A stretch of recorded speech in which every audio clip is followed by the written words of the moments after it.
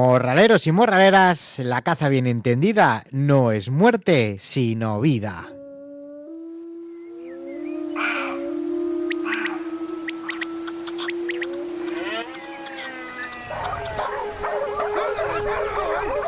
El morral del cazador.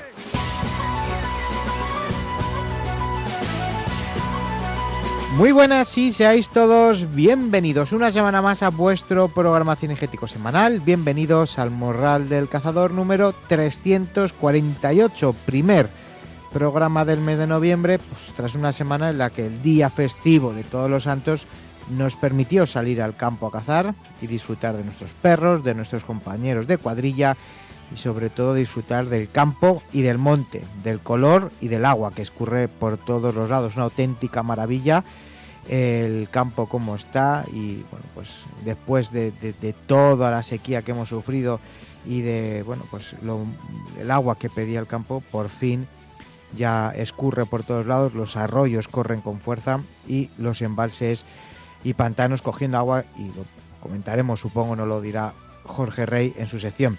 ¿Y qué os he preparado para esta semana? Bueno, pues como todas las semanas, varios contenidos y de mucho interés. Al menos eso pienso yo, que en la mayoría de los casos soy un oyente más y aprendo de los amigos que pasan por el morral.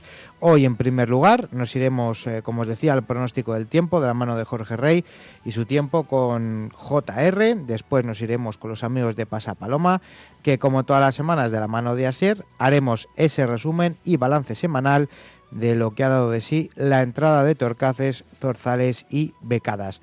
A continuación, el resumen de noticias de la mano del portal CazaWorld, y para cerrar el programa, la tan deseada tertulia morralera, que hoy no es tertulia como tal, sino que os traigo, como os hago de vez en cuando, un taller, una charla a la que pudimos asistir y que organizaban AEPES, la Asociación Española del Perro de Sangre, y el Real Club de Monteros. Una gran charla en la que el tema troncal, el tema predominante, fue el de la montería y la labor del perro de rastro.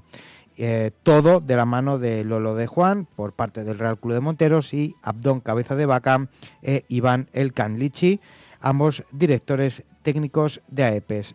Aparte, como decimos, del tema troncal, que fue el de la montería y el labor del perro de rastro, se trataron temas como pues hacia dónde se encamina la montería tradicional, su evolución, las diferentes razas de perros empleadas para el rastro y en especial el caso particular de los alanos, las claves del rastreo en montería y las dificultades con las que se encuentran los rastreadores, cuáles deben ser, cualidades del perro de rastro, su adiestramiento o los primeros pasos para iniciar a los cachorros en el mundo del rastro, errores a evitar y demás temas, como digo, que fueron surgiendo a lo largo de la conferencia, que os recomiendo que a los que os la perdisteis no lo hagáis ahora, que lo escuchéis porque vais a disfrutar como nanos escuchando a los ponentes. Y en segundo lugar, bueno, pues estoy seguro de que a más de uno, tras escuchar la tertulia o mientras la escuchan, les va a entrar el gusanillo de hacerse o de introducirse en el mundo del perro de rastro, del perro de sangre, y empezar a indagar y a trabajar con los perros de rastro. Así que lo dicho, que espero que sea de vuestro agrado. Recordaros que ya tenéis disponible la página web del Morral, www.elmorraldelcazador.es, desde donde bueno, pues a poder escuchar el programa cada semana, al igual que lo vais a poder seguir haciendo desde las plataformas habituales como iVoox, Google Podcast, Amazon Music, Podimo, Audible o Apple Podcast. Y como siempre, pues plataformas desde las cuales os podéis suscribir al Morral, y cada semana, en cuanto se suba el programa, os va a saltar la notificación de que tenéis disponible un nuevo episodio. Saludamos a los oyentes desde el Valle de Toranzo, en Cantabria, desde la cadena Feeling en el 107.6 del FM, y a los amigos de la Montaña Leonesa que nos escuchan desde su radio, desde la Radio Montaña Leonesa. Como veis, una semana más venimos con mucho contenido, así que sin más, nos vamos al tiempo, a charlar con Asier y después a las noticias. Vamos a escuchar a los amigos del Calden y de Jaime Micro, que patrocinan el Morral, y ya sabéis que si parpadeáis os lo perdéis, porque esto es caza en estado puro.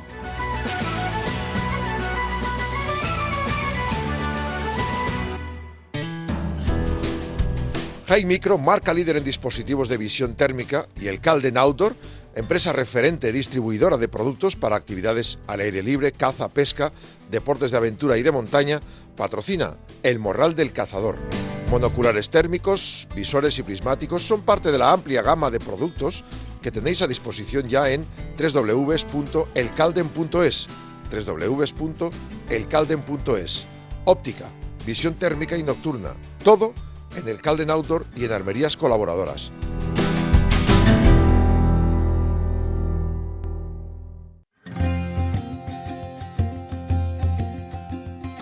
El tiempo en El Morral.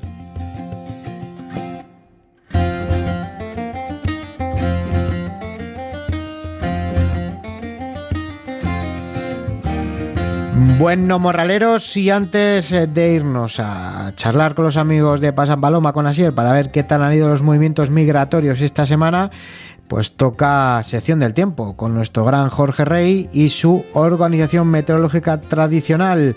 Jorge, bienvenido al Morral una semana más. ¿Cómo estás? Bueno, pues muy bien, la verdad. Aquí estamos ya en un mes de noviembre y sobre todo con ganas de escuchar eso que comentas de los movimientos migratorios, que ya, comentáis más días. Pues bueno, es que eso es muy interesante, por ejemplo, en temas de esto de la meteorología tradicional, que se resume, pues eso, en la observación de la naturaleza, ¿no? Y su comportamiento. Pues por ejemplo, en cuanto a aves, pues ahora podemos observar el tema de las grullas, ¿no? Sí. Y bueno, claro, ahora, claro, hemos tenido un fin de octubre, pues que, a ver, si echamos memoria un poco, pues que hemos empezado en octubre, o empezamos en octubre, con temperaturas veraniegas, prácticamente, y sin embargo lo hemos terminado, se ha dado la vuelta a la tortilla, o sea, totalmente. Nevadas en cotas altas, vientos muy fuertes, para ser sobre todo un mes de octubre, lluvias que han llegado con mucha intensidad, y fíjate si han llegado con intensidad que, es que los embalses han subido exponencialmente. Mucho, se nota mucho. ¿Sí? Mucho. O sea, es que ahora mismo la variación con la semana pasada es de una subida de un 2,33%, es decir, de 1.306 hectómetros cúbicos a nivel nacional. Y claro, esto nos posiciona ahora mismo en una subida no solo exponencial, sino también un poco atípica para la época, ¿no? Y bueno, a ver, eso se recibe con muy buenos ojos, o sea, te quiero decir. Se recibe con buenos ojos en vísperas de que todavía nos queda por delante el invierno con nieve, con nevadas, y la primavera, que todavía... Lo que es la primavera, claro, y el invierno, aunque yo no puedo hablar oficialmente de las cabañuelas dicen tal cosa. ¿Por qué? Pues que realmente yo hasta diciembre, o sea, hasta que no acaba el año, no las acabo. Pero sí que es verdad que viendo diferentes fenómenos, incluso ya a día de hoy, ¿no? Viendo el comportamiento de la naturaleza, lo que está claro es que vamos a seguir teniendo, un otoño y luego un invierno y primavera en el que venga más humedad, ¿no? En el que, claro, definitivamente, pues hablemos de un periodo más húmedo. Y esto está muy relacionado con el fenómeno del Niño. Del Niño, sí, ya lo vienes comentando. México, en el sur de México, en la ciudad de Acapulco, recientemente, pues se dio un huracán de categoría 5, la máxima. Sí, un desastre. El cual se esperaba como un sistema tropical y acabó siendo, algo devastador, ¿no? Total. Bueno, aquí en España no tenemos esos problemas por la llegada de huracanes, no es el mismo tipo de clima, es diferente, pero sí esa llegada de borrasca tras borrasca tras borrasca que hemos estado teniendo unos cuantos días ya atrás, y que para estos próximos días vamos a seguir sufriendo. Esta semana hemos tenido, concretamente ayer jueves, la llegada de un borrascón impresionante que ha dejado un descenso muy acusado en la península ibérica, pero claro, donde me has notado ha sido, por ejemplo, en áreas del norte, de alta montaña, del norte y del centro, pero también en alta montaña, donde ha llegado la nieve. Sí. Y de hecho, fíjate, porque este jueves esperábamos máximas de, ya lo hablábamos en algún vídeo que he ido publicando, máximas de incluso 5 grados, ¿no? Más o menos en ciudades como León, como Ávila, como Segovia. Bueno, yo que soy de Burgos, puedo afirmar que efectivamente no solo hemos tenido máximas prácticamente, de invierno, sino que también eso añadido, y aquí Burgos, que es una zona muy ventosa, pues añadido al viento, claro, la sensación térmica pues Sí. es más baja aún. Entonces, mientras en Murcia, ¿no? estaban con 27 grados, pues bueno, en Burgos estábamos con 20 grados menos. Sí, ¿no? Y además es que tú lo decías, aquí es verdad que estamos en una zona diferente, por ejemplo, a la zona de Acapulco con el tema del huracán, pero el viento que hizo el jueves en general, sobre todo en la zona norte, con hasta sitios en los que se llega a los 100 kilómetros por hora. Sí, bueno, había avisos rojos establecidos, Rojos, o sea, por eso. en áreas, por ejemplo, de Galicia, ¿no? Por Sí, esos, sí. bueno, olas también, pues eso, increíbles, ¿no? Y claro, pues esto nos ha traído nevadas que provocaba así, pues por ejemplo, en Andorra la Vieja, máximas de 1 grado, ¿no? Entonces, bueno, hemos visto acumulaciones ya que empiezan a ser majas, por ejemplo, en los Pirineos, ¿no? De nevadas. Y claro, precipitaciones que, bueno, durante la jornada del jueves fueron generalizadas prácticamente. Es verdad que la zona menos afectada es la zona del Mediterráneo, sobre todo la zona de la Comunidad Valenciana, de Murcia, de áreas de Almería o incluso Málaga.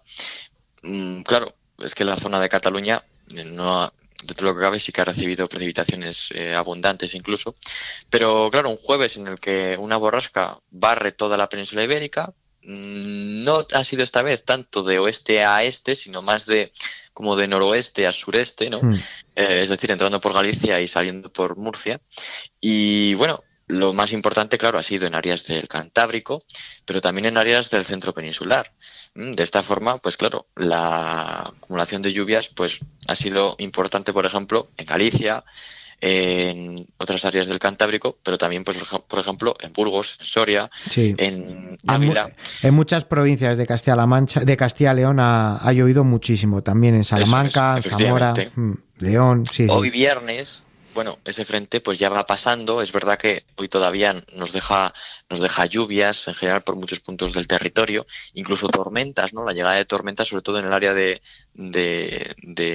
cuando empieza a tocar tierra, ¿no? En áreas del Cantábrico y luego también en áreas del Mediterráneo, pues que sean eso, el tipo de precipitación, pues porque pueda llegar a tronar, ¿no? O sea que Sí, en sí. ese sentido, seguimos teniendo todavía también esa presencia de energía, ¿no? Del calor acumulado durante el verano. Y bueno. ¿Y de claro, cara a la próxima semana? Pues este fin de semana nos llega todavía más frentes, o sea, el sábado nos va a dar otro frente que va a seguir afectando con más lluvias y con fuerte viento. El domingo seguiríamos teniendo todavía esa influencia de la borrasca que nos llega el sábado, aunque ya más debilitada, es decir, precipitaciones que se centrarían en áreas, por ejemplo, de Castilla y León o del Cantábrico, ¿no? Claro, de cara a la semana que viene va cambiando un poco el panorama. ¿Qué es lo que pasa? Que el anticiclón se va imponiendo. Entonces nos vamos metiendo en esa primera quincena que ya pronosticaste que iba a ser más tranquila, sí. Esa primera quincena de noviembre que se iría adentrando más el anticiclón, ¿no? Claro, esto daría lugar pues a un ascenso de las temperaturas máximas. Máximas, pero claro, las mínimas poco a poco irían cayendo, en el sentido de que la semana que viene vamos a empezar a ver ya heladas, incluso en algunos puntos con intensidad. ¿Dónde va a ser con intensidad? En los Pirineos.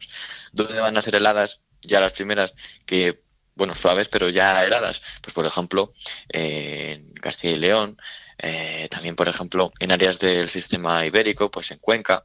Bueno, en general, ¿no? Ya empieza a haber esa presencia de temperaturas mínimas bajo cero, ¿no? Y sí que es verdad que, bueno, la semana que viene podría darse hacia el miércoles, más o menos, miércoles, jueves, la llegada de una borrasca, pero que no entre como tal en España. Sí que es verdad que todo esto puede variar un poco, pero una pequeña borrasca que durante el miércoles, jueves, pues deje cierta inestabilidad en áreas del noroeste peninsular. Pero bueno, sí que señalo, ¿no? Ese ya poco a poco que, aunque llegue ciertas precipitaciones, sobre todo por la época en la que estamos, pues eso, a áreas del noroeste peninsular o porque nos rocen algunos frentes, en general el anticiclón se impone bastante. De forma que, claro, esto va a provocar un ascenso de las temperaturas máximas, ¿no? Pues, bueno, por ejemplo, se podrán llegar la próxima semana a valores en el Mediterráneo de 20 grados, por ejemplo en Zaragoza de 15 grados, en Bilbao de 16 grados. Bueno, ¿qué es lo que pasa? Que también empiezan a ser ya valores más frescos, ¿no? Eso sí, lo más importante y destacado serán las mínimas, que ya empezarán a tener valores que descienden. de invierno. Aparte, los días pues son más cortos, las noches más largas y no le da tiempo a coger temperatura. Entonces, bueno, pues las Sí, no, noches claro, ya aquí, por ejemplo, pasa en lo Burgos, contrario que al verano. yo, Claro. sí. No, yo aquí, por ejemplo, en Burgos ya me olvido de tener temperaturas de 20 grados No, hombre, estas total. próximas semanas. Sí, O sea, sí. aquí ya van a empezar a abundar pues máximas De de 10, 12, de 10 grados, de 12, claro. días que puedan bajar un poco más a 8 grados, o sea, en general ya... Y luego- luego ya- o sea, de hecho el anticiclón, aunque trae estabilidad, ¿no? Ya es un anticiclón que empieza a tener presencia de invierno, ¿no? Claro, Que de las hecho, temperaturas claro, de ya hecho, son más frescas y además también nos trae esas heladas. claro, lo que te decir que las noches rasas son las que más hiela al final. Las noches que está nublado, pues al final no hiela como las noches que está al raso, que no hay Eso ni una es. nube, que al final, pues eso. Y luego de cara a la segunda quincena, pues claro, volvería poco a poco a volver esa inestabilidad. Sí, Y me gustaría analizar, fíjate, ciertas cosas porque Sí. creo que podría darse una situación muy interesante ¿Mm? de cara ahora para el mes de noviembre en cuanto a la llegada de más nevadas, Vamos ahí, venga. que espero comentar en el próximo podcast, porque va a ser ahora estos próximos días en los que me pare a analizar esta situación con mucho detenimiento, porque, claro, si aviso de algo, si comento esto, es porque podría llegarnos una situación invernal, pero en el sentido de que venga una muy buena nevada a muchos puntos de España. De Bueno, momento, pero eso es lo sería dejamos para... la eso segunda sería- quincena de noviembre y ya lo Sí. analizaríamos no solamente la semana que viene aquí en el Morral, sino en tus podcasts, ¿verdad? En tus redes sociales. Sí, bueno, yo en redes sociales eso efectivamente lo voy a ir comentando, pues para ir un poco informando de la situación que se pueda dar, pero lo que está claro es que la primera quincena ese anticiclón se impone más, trayendo más estabilidad, y la segunda pues volvería otra vez al lío. Muy bien, pues al refrán. Pues mira, por San Martino 3 de noviembre el invierno viene de camino. Si le dicen detente, llega por San Clemente 23 de noviembre, y aunque venga retrasado, por San Andrés ya ha llegado 30 de noviembre. Así que, bueno, mes de noviembre en el que el invierno ya está presente. Bueno, como te dije el otro día por WhatsApp, por Los Santos ya ha habido nieve en Los Altos. Hay que ver si por San Andrés, que como tú has dicho es el 30 de noviembre, ¿no? Eso es, bueno, y por los Santos y Navidad es invierno de verdad. Exacto. Así que bueno, vamos a ver si los refranes cumplen su cometido y su Eso historia es. y su tradición. Muy bien. Pues nada, Bueno. Jorge, hablamos en 7 días. El que quiera más información y estar actualizado en tu página web y en tus redes sociales. Eso es, a través del Tiempo con JR, mi canal de YouTube, en redes sociales. Y nada, pues a disfrutar de estas lluvias que como no están beneficiando mucho al campo, incluso con truenos, como dice un refrán, mira, truenos en noviembre, prepara el traje del año que viene. Así que, oye, aquí dentro de una semana, hablando de lo que nos viene para la segunda quincena. Fenomenal. Un abrazo y hasta la próxima semana. Gracias, un saludo.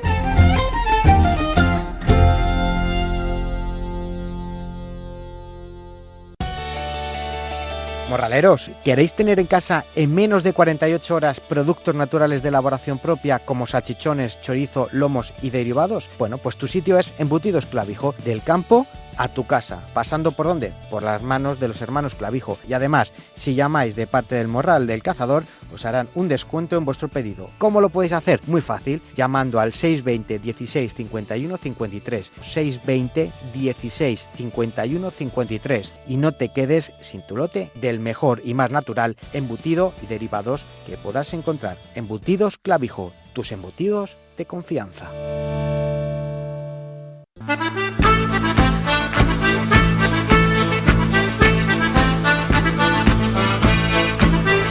El Morral del Cazador.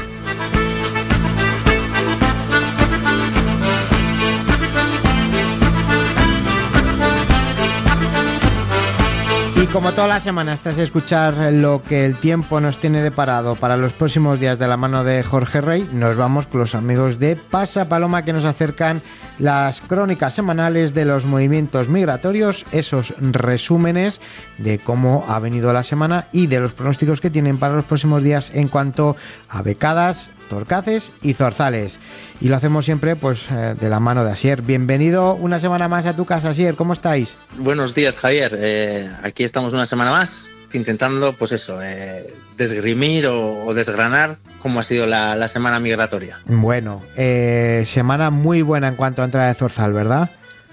Sí, cierto. La verdad que el miércoles fue, yo creo que es la mejor entrada que hemos tenido al país este año, o esta pasa del 2023, donde, digamos, desde Francia, el martes a la noche, o sea, Francia estamos hablando de la parte del norte de las Landas. Al otro lado de los Pirineos, vamos. Exactamente, pues sí, pero estamos hablando desde la parte norte de las Landas hasta la entrada, digamos, Burgos, empezando desde las 10, 11 de la noche en Francia hasta terminando el miércoles a las 12 de la mañana. Miles de zorzales cruzaron el Pirineo. Oye, ¿los zorzales los contabilices igual que las palomas o no? Es muy difícil. Por eso te pregunto. Es imposible. Además, gran parte del paso suele ser nocturno. O sea, claro. Hay unos vídeos que tenemos en nuestro Facebook donde puedes ver un paso nocturno grabado con una cámara con visor nocturno, donde se ve que entran cientos a la noche, o sea, uno detrás de otro. Entonces es casi imposible enumerar los que pueden pasar en una noche. Zorzal común prácticamente todo. Sí, el zorzal común, la verdad que esta ciclogénesis que está anunciada, que ya la tenemos encima, sí, pues lo que hizo, creo yo, que fue mover la nieve en los Pirineos que se ha dado y todo, claro, todas estas lluvias, estos vientos de 100 kilómetros por hora. Entonces yo creo que el zorzal... Claro, el miércoles sí, porque fue un día más tranquilo, pero el jueves y hoy, con el viento que ha hecho, se habrá paralizado todo mucho. Exactamente. Pero el zorzal, pues como ave migratoria que es, barruntan enseguida los cambios meteorológicos. Claro, por eso precisamente es lo que te iba a decir, que a lo mejor el martes de madrugada al miércoles hubo tanta entrada de zorzal precisamente porque ya preveían que de cara al jueves y a hoy viernes iba a cambiar el tiempo radicalmente y iba a venir esos aires, vamos, que por la zona del norte, la verdad es que 100 kilómetros por hora, pues fíjate lo que es para un zorzal. Eso es. Pues tú imagínate, 100 kilómetros por hora que puede ser en una zona baja o a nivel del mar, pues imagínate lo que puede ser en el Pirineo a 1000 metros, a 1500, claro. Eso es imposible. O sea, las palomas no son capaces de... Este año hemos tenido ya un par de veces que las palomas no han sido capaces de pasarlo, pues imagínate un zorzal. Uh-huh. Pero bueno, lo que hizo fue que todo el zorzal común que teníamos en Francia, o sea, todo, digamos en toda la zona de suroeste, salió y cruzó el Pirineo, y la verdad es que hizo que fuera, vamos, el miércoles a la mañana una pasa espléndida. Sí, espléndida. Y además al ser día festivo como fue, pues al final la gente disfrutaría. Eso es, la verdad que la gente está muy contenta. Ha costado, la verdad que ha costado que el zorzal entre, pero ya está, yo creo que ya está dentro. Luego las lluvias que estaban pronosticadas, yo creo que lo ha parado un poco pues en la zona centro del país, sí, y ya llegará a sus zonas de invernada, que es lo que ya está esperando un poco la gente. Bueno, en las redes sociales se ve mucho y ya pues se ven buenas perchas de zorzales en la zona de Castilla-La Mancha, y es que es verdad, el otro día también te mandaba yo unos vídeos que nos mandaban unos amigos de Albacete con esos movimientos de torcaces, que te lo pregunté y me dijiste, sí, todas ellas entran por el Mediterráneo, entran por Cataluña, y es verdad que este año está habiendo mucha entrada por esa parte, tanto de zorzal como de torcaz. Eso es, sí, es cierto que este año la entrada que estamos teniendo desde Italia, de paloma torcaz, está siendo impresionante, y ya avisamos también en nuestras crónicas que la zona del Herault, que es un poco la antesala al paso pirenaico catalán, también llegó mucho zorzal, de Italia entró mucho zorzal también. Entonces al final lo que ha hecho ha sido, creo que hemos tenido 4 pasas consecutivas de paloma torcaz, que hacía muchos años que no se veía. Por ejemplo, en Castellón, como tú me enviaste los vídeos, han sido miles las que se han visto, y zorzales comunes también, por la zona también han entrado, pero cientos también, ¿eh? O sea, hemos tenido unos días muy buenos de pasa, tanto de paloma torcaz como de zorzal común en la zona mediterránea. Sí, pero pasa por el Mediterráneo, por el Pirineo la paloma le está costando más.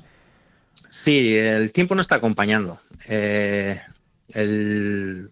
lunes tuvimos un día posible de paso. Favorable. Y eso es, bueno, favorable no, más bien había una ventana meteorológica ahí que se podía quizás aprovechar, pero es el típico día de engaño que como somos decirle aquí, que tú ves que hace un día muy bueno y no comprendes por qué no llegan a migrar. Y el asunto es que, claro, el viento del suroeste, al fin y al cabo, es el viento que les da de pico, o sea, les da de cara. Claro. Y es el viento que menos les gusta para migrar. Entonces, volar en contra del viento no lo hemos visto nunca en las palomas. Y nada, pasaron un puñado de ellas, como me parece que se contabilizaron 7.000 palomas, que es muy poquito para, claro, lo que se esperaba un poco por parte de los cazadores. Bueno, se prevé que entren las palomas en algún momento, porque están muchas a las puertas de los Pirineos, que están ahí, nada, esperando a que tengan un poco de viento favorable, porque además es que las crónicas, cuando las lees, lo que te dice todo el mundo es eso. Sí, verdad, entre 3 y 4 millones hay metidas en las landas ahora mismo.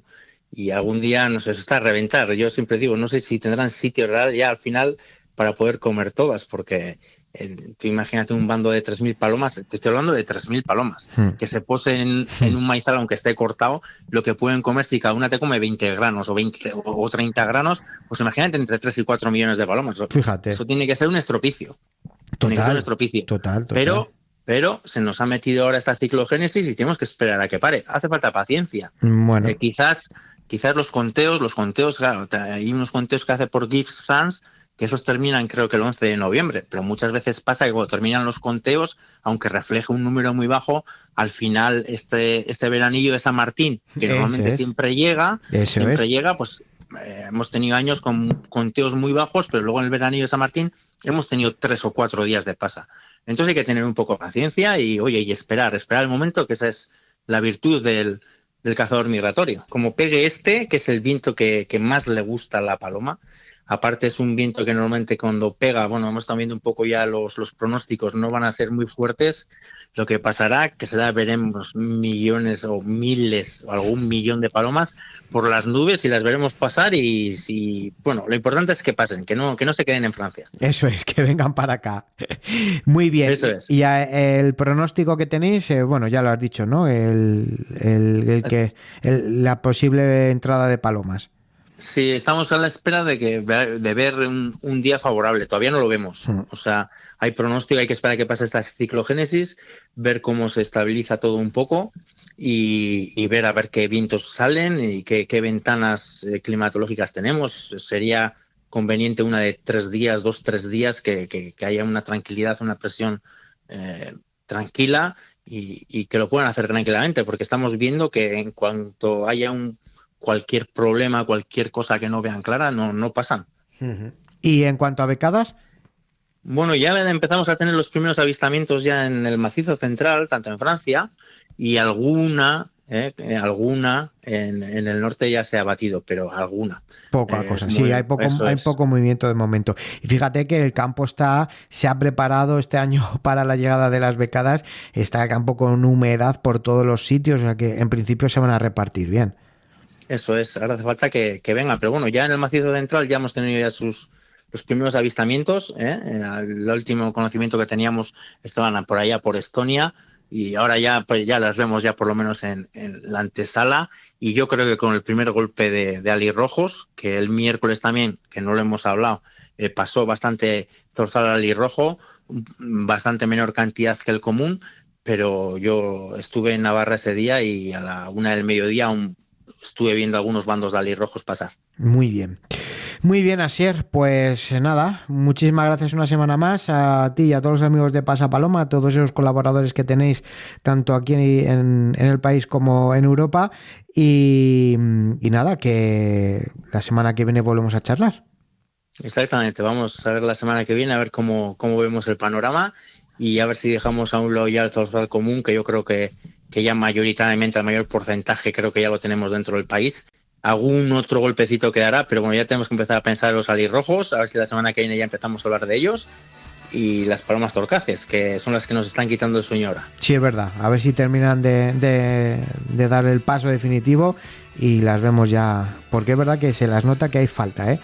Yo he estado todos los días cazando, el día 1 salí a cazar y algunas se ve, pero no son de entrada, son de las sedentarias, como yo digo, de las que se quedan del verano, no hay paloma de entrada. Como dato te voy a decir que desde que Guy France hace los conteos, desde el año 1999, es a 31 de octubre o 1 de noviembre, ¿sí? Podemos los conteos más bajos, porque ahora a viernes vamos a estar exactamente igual. O sea, sí, vamos, desde los datos actualizados, no va a variar nada. Claro, es miércoles, el año que menos paloma ha pasado a estas fechas. Entonces, bueno, ahora, esto puede cambiar. En 3 días de paso nos podemos poner en 2 millones. En récord. Pero bueno, eso es. Pero tienen que pasar. Tienen que pasar. Muy bien, Lasier, por lo dicho, hablamos en 7 días. Un abrazo grande. Venga, un abrazo para ti también, Javier. Venga, un saludo. Hasta luego.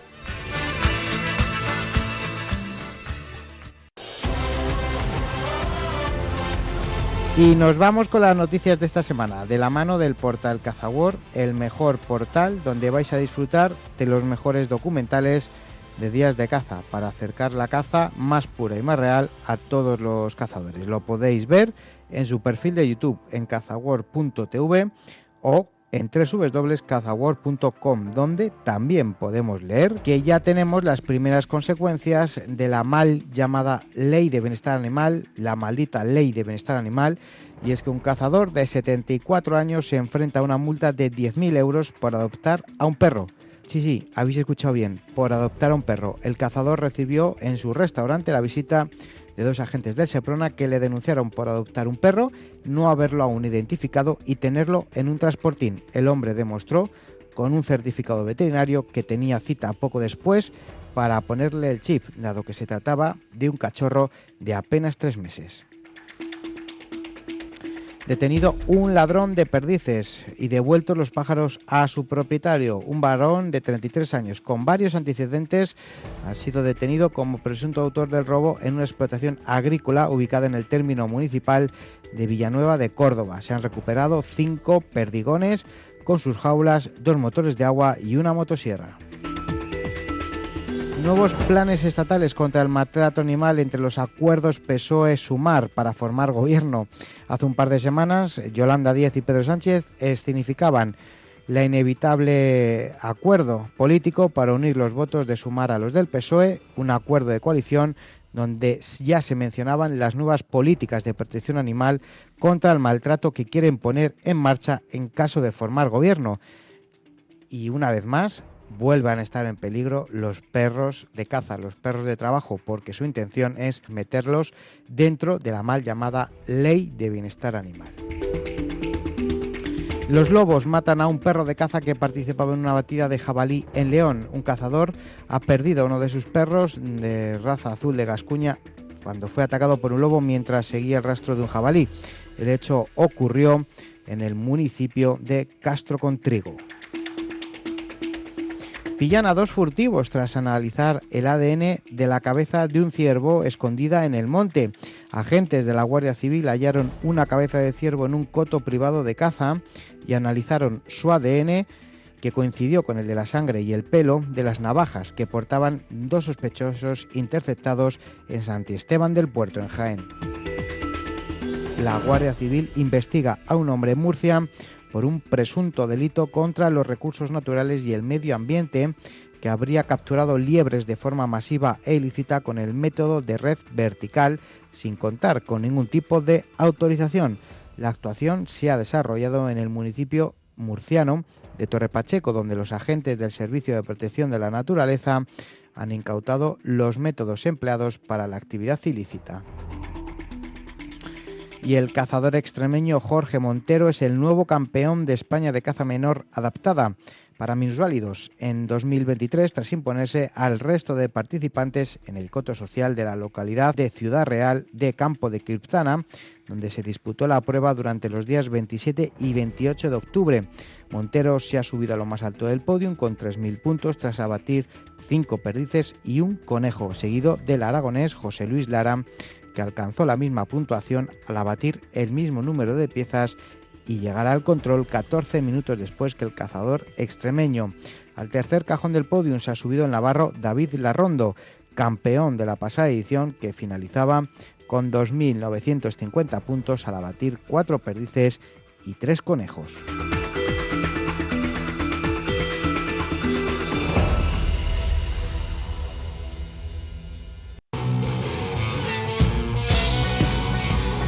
Hola, hola, hola a toda la gente del mundo rural. Somos Armería La Gacela y estamos situados en Ávila. Nuestra actividad principal es caza, pesca e hípica.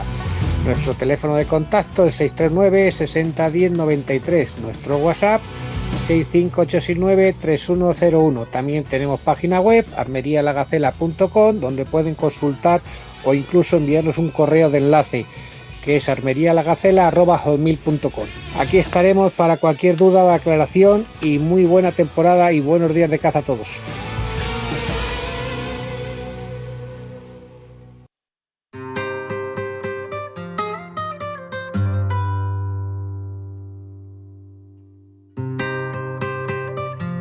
El morral del cazador.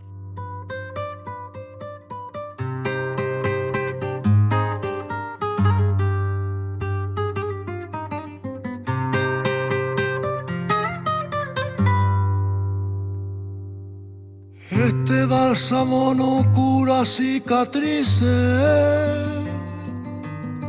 esta rumbita no sabe enamorar, este rosario de cuentas infelices calla más de lo que dice, pero dice la verdad. Este almacén de sábana que no arde, este teléfono sin contestador, la llamaré mañana. Bueno, morraleros, y vamos ya con la tertulia de hoy, con la charla morralera de las que tanto aprendemos. Y bueno, y ya os lo he dicho, no tenemos una tertulia como tal, sino que os traigo el taller que organizó AEPES, la Asociación Española del Perro de Sangre, y el Real Club de Monteros, sobre los perros de rastro y la montería. Un taller muy interesante del difícil trabajo que se lleva a cabo cuando termina la montería por parte de los perros de rastro en la búsqueda de los animales que creemos que hemos dado durante la montería y que han dejado algún rastro de sangre. Y que lo vamos a descubrir de la mano de Lolo de Juan, representando al Real Club de Monteros, y Abdón Cabeza de Vaca, Iván El Canlichi, ambos directores técnicos de AEPES. Aparte del tema principal, que es el de los perros de rastro y la montería, se trataron otros temas, como pues el tema de la montería tradicional, hacia dónde se encamina, su evolución, diferentes razas de perros empleadas para el rastro, y en especial el caso particular de los alanos, las claves del rastreo en la montería y las dificultades con las que se encuentran tanto los rastreadores como los perros para seguir esos rastros cuando finaliza una montería tras un animal que ha quedado pinchado. ¿Cuáles deben ser las cualidades del perro de rastro y su adiestramiento? O, por ejemplo, los primeros pasos para iniciar a los cachorros han sido temas que trataron en la conferencia, en el taller, y que os recomiendo que lo escuchéis. Así que, como veis, tenemos una entretenida charla de la que vamos a aprender aspectos nuevos del rastreo, seguro, al 100%. Y si no, ya me lo diréis. Os dejo con ello y espero que lo disfrutéis.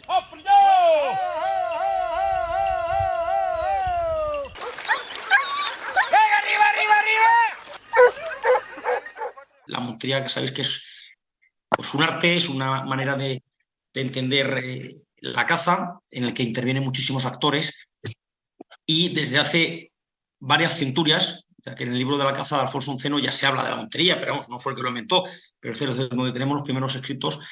Antiguamente montera era correr en el monte, y actualmente, bueno, pues todo eso ha ido evolucionando. Entonces, las personas, como sabéis, ocupan un lugar y la caza es movida por los perros. Pero creo que no se puede decir que los que cazan son los perros o los perreros, y los monteros, que son los que ocupan los puestos, no cazan. Yo creo que cada uno tiene una función, y la función del montero, del cazador, es siempre, me da igual la modalidad que sea, pero en el caso de la montería es dar la muerte más rápida y limpia posible. Y si de dar una muerte rápida y limpia no se ha logrado, puesto que se tiene animales en movimiento y herimos un animal, la función del cazador es agotar todos los medios de los que dispone hasta intentar dar con ese animal. Entonces, aquí surgen nuestros hermanos, nuestros compañeros, nuestros amigos de AEPES, que son actores, yo creo que llevan toda la vida existiendo. Todo el mundo conocemos a alguien que tiene un buen perro de rastro, pero no lo llevamos al uso en lo que es la montería tradicional. El que tiene un perrillo en una montería, pues te lo deja o la acompaña el propio dueño para pistear un venado, pero creo que tendríamos que acudir a algo más profesional. Yo creo que es donde AEPES, entre ellos mi amigo Abdón Cabeza de Vaca, al que tengo la suerte de conocer hace muchos años, es un referente. Entonces, Abdón, cuéntanos un poco de dónde venís, por qué creáis AEPES y bueno, cuéntanos, por favor. Bueno, AEPES se creó hace ya bastantes años por un grupo de personas que precisamente se dieron cuenta que en España no había tradición. Es cierto que en Centro Europa hay más tradición, pero en España es una cosa que siempre se ha tenido un poco dejado, que fue Álvaro García Mateo y Gerardo Pajares, ¿no? Y también Herminio Baldó. Se creó con la misión de poder dar un servicio por una ética, recuperar una serie de animales que sin tener la ayuda de un perro bueno de rastreo se hubiesen quedado en el monte. Poquito a poco esa semilla, ese germen empezó a crecer y dio lugar a lo que conocemos actualmente como AEPES. Somos un grupo de personas bastante amplio, los cuales han empezado los primeros empezaron un poco desde la nada con sus conocimientos, y AEPES actualmente ayuda muchísimo a cualquier persona que quiera ser socio y quiera aprender a rastrear con un perro, inculcándole sobre todo la ética. Es cierto que dentro de AEPES tenemos unas pruebas que acreditan a un equipo, porque el equipo es un perro y un conductor, ¿vale? Es como en la montería, es una reala, pero no va sola, va con un perrero. Esas pruebas nos acreditan que el perro está capacitado en pasar ciertas dificultades, como son un rastro de 24 horas, cruces de otros rastros de otros animales, una distancia mínima de 1 kilómetro, etc. Y ello garantiza o ha pasado la prueba para tener más opciones a la hora de recuperar un animal. No quiere decir que un perro que haya pasado una acreditación o un equipo sea mejor o peor que otro que tiene un perro para rastrear y no se ha presentado estas pruebas. Gracias a AEPES yo empecé a rastrear, y como muchos no sabíamos, y AEPES nos ha ayudado. Y creo que se está dando a conocer y están cada vez más...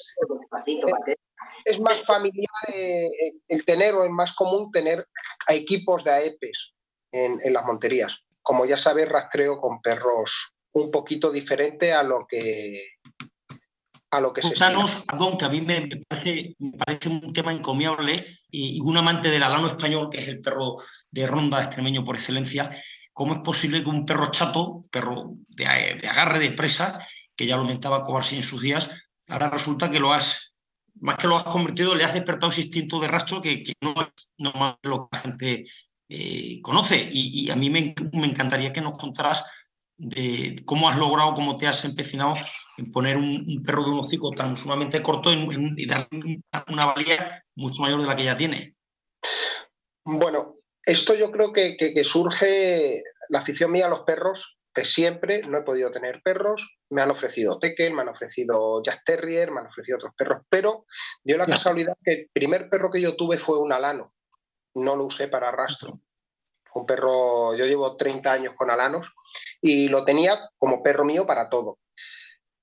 Un hijo de ese perro, que fue el primer perro que yo tuve en rastro, fue Brujo, y yo lo que tenía claro es que iba a tener un perro, intentarlo enseñar lo mejor posible, con los escasos conocimientos que yo tenía antes. Ahora tengo un poquito más, pero tampoco es que tenga en exceso, y lo tenía que usar para todo. para carear ovejas, para coger cochinos, para rondar, para agarrar en montería, para rastrear, para cobrar, para cazar caza menor. Y realmente ese perro fue el que me enseñó a rastrear a mí. Yo me di cuenta que tenía mucha nariz. O sea, el alano realmente, como perro de campo y como perro curtido en 1000 batallas y seleccionado, es un perro principalmente de agarre, como bien has comentado, pero tiene una cualidad que yo creo que le falta a algunos perros chatos, que tiene mucho olfato.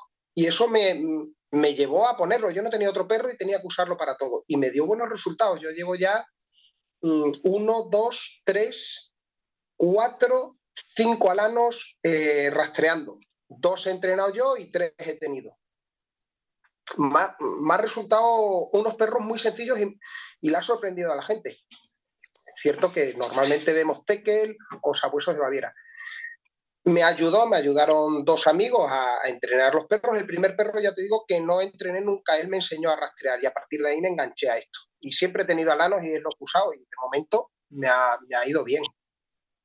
Y yo ya he rastreado, la verdad es que con grandes recuerdos con el Real Club de Montero, que siempre han apostado por esto, siempre han estado con AEPES, hay que decirlo, siempre se han comportado extraordinariamente bien.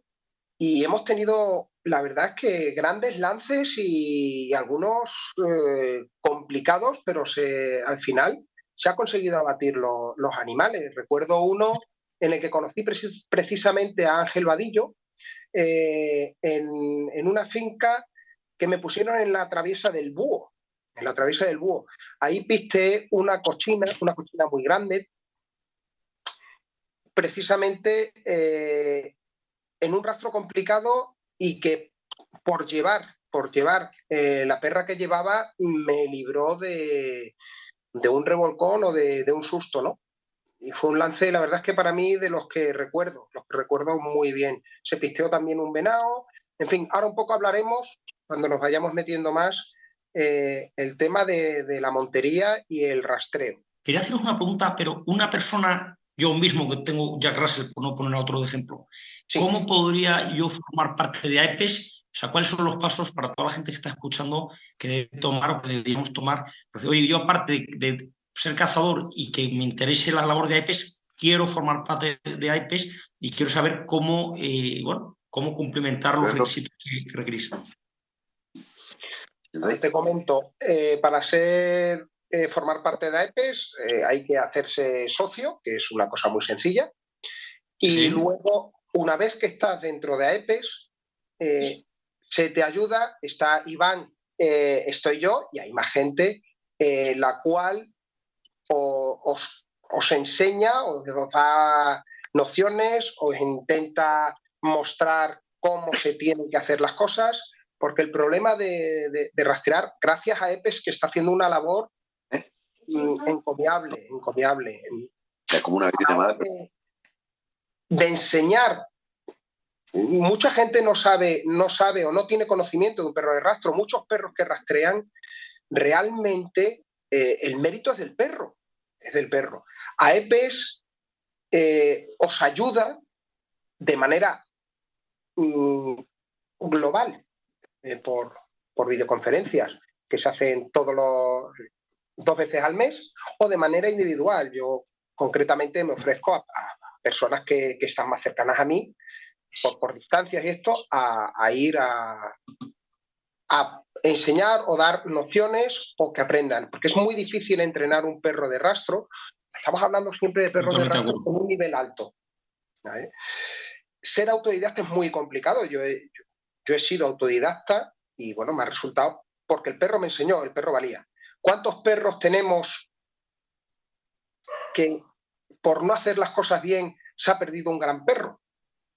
Y aún así daban resultados. Entonces lo suyo es metiéndote en la página de AEPES, hay un formulario de hacer de alta de socio, se paga una cuota que es un poco simbólica, porque es para lo que representa es baja y te aporta muchísimo. Y a partir de ahí se hacen cursos, se hacen pruebas de trabajo, se hacen convivencias, en fin, se mete uno más de lleno en el mundo, en este mundo que es es un poco adictivo. Por lo menos a mí me ha resultado muy adictivo. El perro no solo es que sea bueno o malo, sino tener que hacerle un seguimiento, no malearlo. Y es lo mismo que con un caballo. A mí que me encantan los caballos, puedes tener un caballo muy bueno, pero si cae manos no tienes a nadie. Y un buen caballo te puede hacer pulir algunos defectos, pero considero que de alguna manera el ser humano, al estar ser el responsable del animal, me da igual que sea un caballo o un perro, es función nuestra darle esos... insistir mucho en el cuidado del mismo. Yo creo que también es muy importante, corrígeme, en entrenamiento.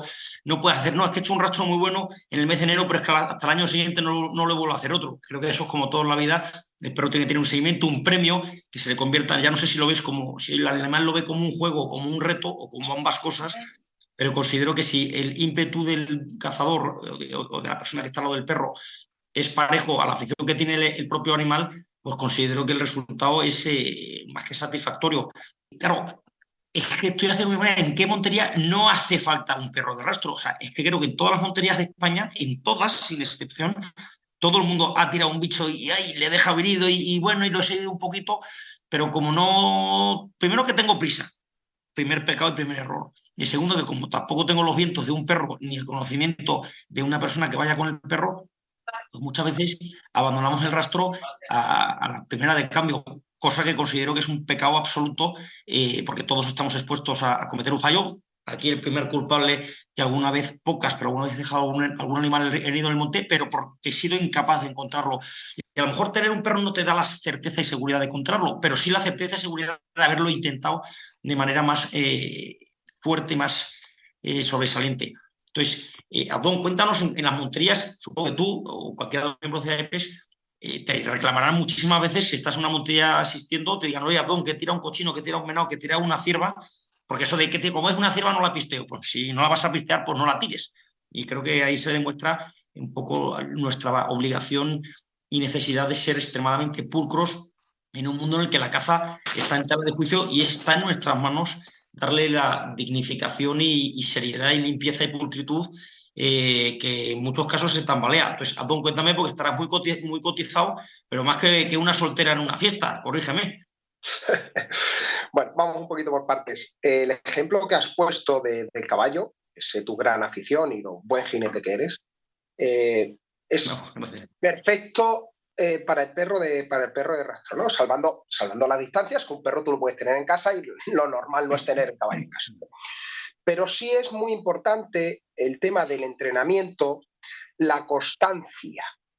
La constancia, siempre. Sacamos un caballo, montamos una vez al año y queremos que el caballo siga como el primer día. En el perro de rastro es exactamente igual, con una cosa más, que en el caballo también se consigue, que es el vínculo entre jinete y caballo o conductor y perro. Entonces, en el perro de rastro es fundamental, hay varias cosas muy importantes, que son, dentro de las razas, lógicamente, hablamos de razas especialistas o razas con más facultades o menos facultades. Aquí en España está teniendo un auge el sabueso de Baviera, gracias también al trabajo de gente que trabaja con ellos, y el tekel. Es un poco las razas con las que nos movemos. No podemos olvidar los Jack Russell, como tú has mencionado. Tenemos Dratar, tenemos hay labradores. Todas son razas que pueden rastrear. Lógicamente, un perro chato, un bulldog francés, tendrá menos facultades físicas o capacidad morfológica para poder rastrear. Yo con los alanos demostré, yo no tenía que demostrar nada, es una cosa que, bueno, pues no son las razas, sino son los individuos. El vínculo que tenemos que crear con el perro de rastro es un vínculo de total confianza, en el cual nosotros nos vamos a ver con el entrenamiento, tenemos que conocer primero perfectamente al perro, que eso Iván nos puede hablar bastante de cómo interpretar a los perros. Y segundo, tener confianza en el perro y que el perro tenga confianza en nosotros. Creo que es importante porque es la base que nosotros nos especializamos en rastros fríos. lo cual es lo que marca realmente la Es un rastro frío. Perdóname, explícalo a todos porque el primero que de 6-8 horas. Vale. Entonces, es lo que marca la diferencia de la necesidad de tener un perro muy entrenado, muy seleccionado, porque estamos rompiendo el instinto primario del perro de ir al rastro más caliente, que es el que, por su instinto depredador, el que más le da posibilidad de coger la presa, ¿no? Entonces, no, le rompemos eso y le decimos, tú vete a lo que yo te estoy marcando, céntrate en esto solamente, olvídate del resto. Y entonces eso nos exige una necesidad de entrenamiento especializado y que es lo que marca un poco la diferencia de lo que hacemos en AEPES, que no el llevar a tu perro mientras vas recechando, cosa que yo hago habitualmente, y rastrearla a las 2 horas. Bueno, eso muchos perros lo pueden hacer, pero vea cuando te vas a 8 horas, ya son los perros entrenados y con la capacidad de discernir el rastro caliente y demás, son los que pueden ir a fútbol. Ya te dejo apunte. En una montería eso no... Ya, en la montería es verdad que tiene menos relevancia. La montería, claro. La montería es... Pero no olvidemos que, a ver, nosotros pensamos... AEPES es Asociación Española del Perro de Sangre.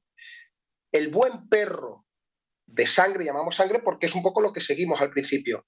El perro bueno de rastro no tiene que seguir solamente la sangre. Tiene que ser capaz de seguir la pezuña concretamente de ese animal. Por eso se les entrena de manera muy especializada. Como bien decía Carlos y apuntaba Carlos, la discriminación de olores, las contaminaciones de otros rastros, de ciervos, de perros, de jabalí, de un montón de cosas. El perro bueno de rastro ha de seguir la huella. Un animal puede dejar de sangrar. La huella siempre la va a marcar. Entonces, es un entrenamiento muy, muy específico. Ya no hablamos de 8 horas, como mencionaba Carlos, sino que nos estamos yendo a perros que son capaces de rastrear 24 y 48 horas. Yo he encontrado un cochino entre un sabueso de Baviera y la perra mía, la lana, hemos encontrado un cochino 52 horas después de tirarlo. Es mucho. En la montería se dan un cúmulo de situaciones muy complicadas. Lo más complicado para rastrear, y yo siempre lo digo, es la montería. Aparte tenemos otros enemigos climatológicos o adversos que no podemos contar con ellos. Y la montería es lo más complicado. Lo más sencillo, entre comillas, porque un rastreo nunca es sencillo, es el rececho y las esperas. Pero en el caso concreto que estamos hoy, la montería es lo más complicado. Iván nos puede explicar un poco el motivo. Iván, cuéntanos. Bueno, al final es lo que estamos hablando, que cualquier perro puede rastrear, pero no cualquiera puede... Ya nada más que genéticamente, no cualquiera está preparado para mantener esa concentración, esa alta concentración, porque tú imagínate, después de una montería, la de rastros que van a cruzar el pisoteo de perros, de perreros, de todo el mundo. Entonces, necesitan unas cualidades específicas para llegar a ese nivel. Entonces hay que preparar mucho, antes de llegar a ese nivel, preparar mucho la mente del perro para que esté bien equilibrado y vaya solamente con el rastro que tú le has marcado, ya sea de sangre o de pezuña, y no se desvíe con todos los cientos de rastros y olores que puede haber por allí. Entonces, es ahí donde se marca la diferencia. ¿Es necesario que un perro tenga que ser de muy jovencito entrenado para que luego pueda ser un buen perro de rastro? Ya no te digo un perro ultra profesional. Pongo un ejemplo claro. Yo que tengo una perra, una yagra de 5 años que vive en el campo, me la llevo a cazar, pero para los rastros pues se me altera un poco porque le encanta salir a correr y la tengo más para espantar, más para correr detrás de los animales, más que para rastrear. ¿Esa perra podría estar expuesta a ser entrenada y educada para esta función que vosotros también desempeñáis? Hombre, como poderse se puede, pero requiere muchísimo más trabajo y el resultado probablemente no sea el mismo que iniciar un cachorro, porque si está acostumbrada a espantar casa caliente y tal, pues cuando tú lo vayas trabajando con un rastro frío, como hemos dicho, si le cruza un caliente, algo que lleva años haciendo, pues va a ser mucho más difícil que consiga la discriminación absoluta. Eso es lo complicado. Es igual lo mismo que si queremos enseñar a leer a un chico de 15 años que no sabe leer, siempre es mucho más sencillo enseñar a un chico joven que a una persona más adulta. Y otra pregunta, ¿hay diferencia en machos y hembras, y no que ahora yo pretendo ser inclusivo, o sea, os centráis más en un macho que a lo mejor se centra más que en una hembra. Lo digo porque los caballos muchísimas veces, normalmente los jinetes prefieren caballos machos para labores concretas, no por nada en concreto, no por nada en particular, únicamente porque a veces las hembras, pues, supeditadas al celo y a la luna, pues a veces se alteran más. ¿Vosotros tenéis alguna preferencia o es indiferente? En mi caso he tenido tanto machos como hembras. Es cierto que las hembras son un poquito más precoces, ¿sí? Son más listas, los perros son un poquito más tardíos, tienen más potencia. En el caso de los míos, pues tiene más potencia el macho. Pero es un poco, ten en cuenta que el celo les afecta un poco, pero no vamos a cazar con más perros, no vas a estar supeditado a otras cosas. Yo creo que es un poco elegir el ejemplar que más afición tenga. Iván nos puede decir las cualidades de un buen perro de rastro. ¿Cuáles son, Iván? ¿Cuáles son esas cualidades, Iván? Sobre todo la templanza, ¿vale? Porque como hemos dicho, esto no es un perro de cacería, esto es un perro de rastro. Entonces, tú en un perro de cacería buscas una serie de detalles que te dicen que el perro tiene más impulso, más instinto de presa. Pero en el perro de rastro tiene que tenerlas, por supuesto. Un animal, si no tiene instinto de presa, no sirve para cazar. Pero yo me centro más que en el sexo, es en el equilibrio. En la reacción, yo siempre que tengo cachorros intento hacer ruido, intento ponerlos en situaciones comprometidas, a ver cómo reaccionan, a ver cómo superan el problema. A lo mejor pongo unos palés, los lleno de cosas que hagan ruido, texturas diferentes, y observo cuál es el que es capaz de salir de ahí antes, o el que se bloquea y no es capaz de superarlo, ¿me entiendes? Entonces, hay veces que salen, que prefiero un macho, y otras veces que prefiero una hembra. Eso ya depende más de lo que a ti te guste con lo que a ti te guste trabajar. A mí, por ejemplo, tengo hembras, pero me gustan los machos. Yo prefiero trabajar con los machos, me entiendo mejor. Son más claros, los ves venir más fácil. Sí, que es una preferencia. Sí, respetable. Pero que por talento, tanto uno como otro, lo que dice Adón, el macho puede que tenga un poco más de poder de parada, y la hembra puede ser un poco más inteligente, más resolutiva en ciertas situaciones. ¿Se puede rastrear con dos perros a la vez? ¿O eso nunca lo hacéis para que no se entrometa uno con otro? Un perro de rastro lo que tiene que tener es codicia, tesón, tiene que tener nariz, pero la mayoría de los perros van sobrados de nariz, y tiene que tener, como dice Iván, un equilibrio, una templanza muy, muy grande. El tema de rastrear con dos perros, tienen que ser perros que sean maestros los dos y que sepan y que tengan una personalidad y que tengan un conocimiento del rastreo muy grande. Porque si yo he pisteado, además hay una cosa que no todo el mundo le gusta. Yo he pisteado de noche y me gusta rastrear de noche. Yo he tenido la suerte de poder rastrear con dos alanos, e incluso con 3 perros he rastreado yo, con 2 perros atrallados y con un perro solo. Y hace relativamente poco hemos pisteado un cochino sobre 400 y pico metros, 500 metros, por la noche, y he tenido la gran suerte de poder rastrear junto a mi amigo Luis de la Rubia con un sabueso de Baviera, y yo es un rastro que he disfrutado muchísimo, y hemos coincidido Luis y yo, ver como 2 perros en paralelo, cada uno con sus traillas, iban sobre el rastro, pero cada perro, había veces que se confundía el perro mío, pues esto no son máquinas, y otras veces que se confundía su perra, pero todos volvían los dos a reconducirse y recuperar el rastro. ¿Se puede? Sí. Ahora que te jode. ¿Es conveniente? Yo procuro en cachorros nuevos que vayan acompañados de un adulto, pero no a rastrear, sino a conocer los sitios donde van a trabajar, es decir, en el campo, en el monte, si hay jaras, porque el cachorro se va a apoyar en la seguridad del perro adulto.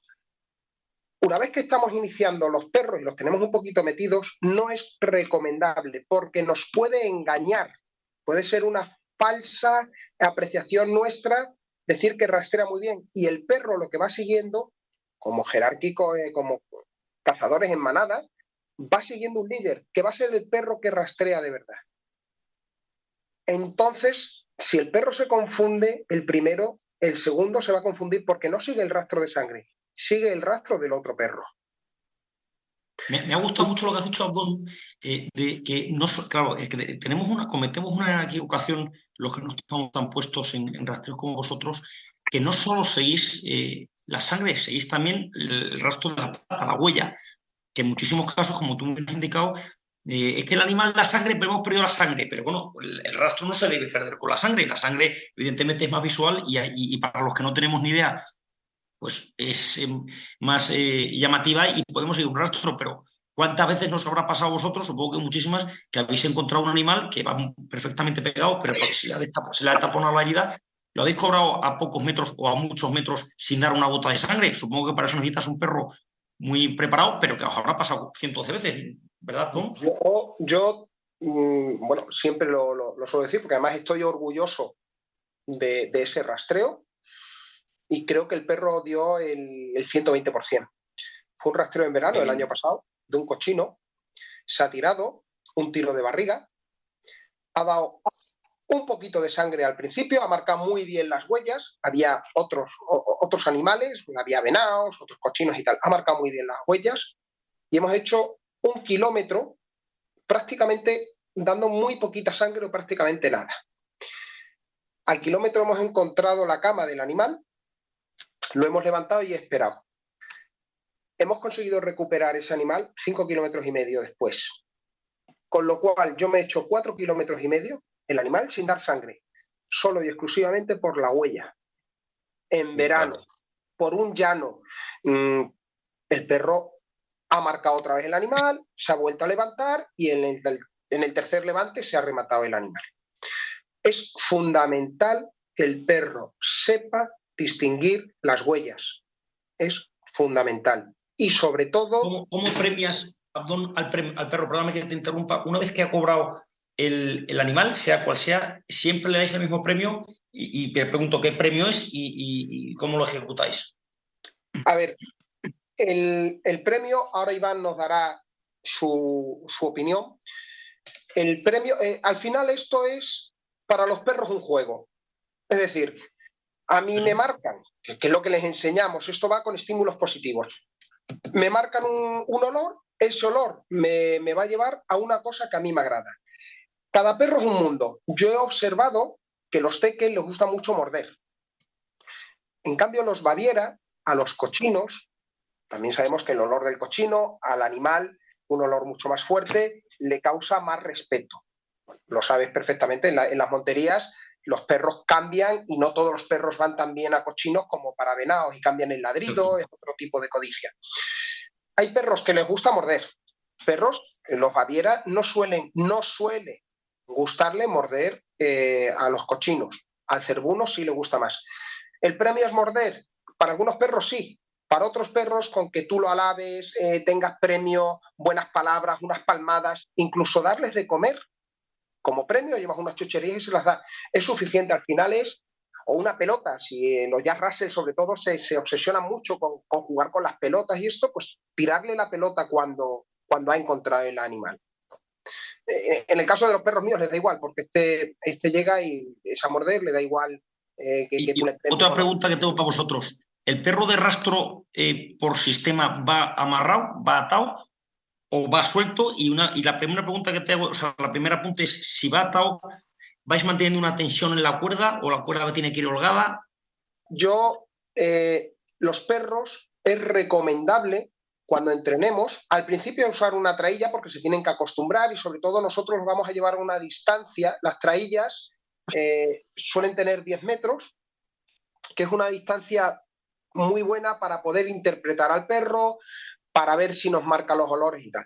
Pero luego es recomendable, y yo lo he hecho, entrenar perros sin trailla, que vaya el perro suelto, que sea el perro que se recupere, que retorne al rastro si se pierde, que tengan ellos recursos, que sepan resolver problemas, porque en un rastro artificial nosotros lo tenemos marcado, pero un rastro real es un rastro ciego, con lo cual yo particularmente intento rastrear con la trailla, porque no quiero disgustos con el perro. Ya me ha pasado que, bueno, pues me han rajado 2 veces los perros rastreando, y hay veces que no se puede usar la trailla porque se enredan. Hay perros que guardan la distancia. El primer perro que yo tuve jamás usó una trailla, nunca.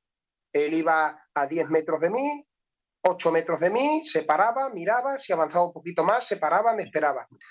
La trailla es muy bonita, está muy bien, pero en el monte, y tú conoces muy bien las sierras de Extremadura, de Ciudad Real, son muy complicadas y sitios en los que el perro no avanza. ¿Qué pasa? Si el perro se nos queda enganchado con la trailla, puede interpretarla como una corrección. Las traillas las tenemos que manejar un poco como si fuese la mano nuestra el embrague de un carrete cuando vamos a pescar. Vemos la tensión, lo que nos demanda el pez. Si tensamos mucho, rompemos el hilo. Si tensamos poco, se lo lleva. Entonces hay que usarla como un embrague. Hay que saber usar las traillas muy bien. Las traillas se usan con una sola mano, que en la mano tiene que deslizarlo. En situaciones que puedes alargar un poco más la trailla, otras que tienes que recortar para buscar los indicios, porque el perro muchas veces te marca con la nariz. Problema de la trailla, que se puede enredar. Sitios que no podemos pasar. Entonces, el perro, tienes que llevar la tensa en contacto, un poco como las riendas de un caballo. Tú tienes que sentir el bocado. Yo de caballos no entiendo, y de montar a caballo y tal, pero... Pero estás hablando con todo el criterio. Estás hablando con todo el criterio, Adón. O sea, tiene que haber... Es que yo en Alemania cazando, que voy todos los años, una vez presencié el rastreo de un cochino, y lo que llevaba el tío era una cuerda, y le iba dejando, yo te digo lo que yo vi, era con un sabueso, era bastante grande, y le iba dejando, y cuando la cuerda alargaba mucho, él le iba poniendo más cuerdas como más largas de distintos colores, pero siempre mantenía un contacto con el perro. El perro no iba nunca a su aire. Una mínima tensión, como tú muy bien has indicado, para que el perro no interpretara aquello como una corrección, pero sí un contacto, de manera que sentía como el apoyo del dueño. O sea, que creo que es un apunte más a la lección aprendida. Y Iván, ¿tú qué opinas de lo que ha comentado Abdón? ¿Cuál es tu visión del asunto? ¿Cuál es el premio que le das a los perros? ¿Y qué opinas respecto a la trailla? Pues premio es, como ha dicho Abdón, depende de cada ejemplar, conseguir algo que le motive, algo fuera de lo normal, algo que le reserve solamente para ese momento. Si es una pelota, que sea una pelota especial. Si es un poco de carne de caza, también le va a venir muy bien. Yo estoy probando ahora, que he empezado con una Jack Russell que tengo, son como botes de pasta de dientes, pero son de paté, de hígado. Entonces, también por el tema del aulleski, de los cochinos, perros que les gusta morder, para no dejarlos que muerdan el cochino, desviarle la atención con algo que les guste mucho. Y estoy usando los botes estos de paté de hígado, de pato, de diferentes cosas. Y luego, por otro lado, el tema de la trailla es que yo también he estado en Alemania cazando, porque mi mujer es de allí, y yo he hablado con los guardas de allí y ellos me han dicho que sí, que la trailla es muy necesaria, pero en ese terreno. Ellos me han dicho que si ellos cazaran aquí en España, pues seguramente no llevasen trailla. Y es lo que ya hemos hablado más de una vez, que yo me baso en 3 puntos para ver si voy con trailla o voy con el perro suelto.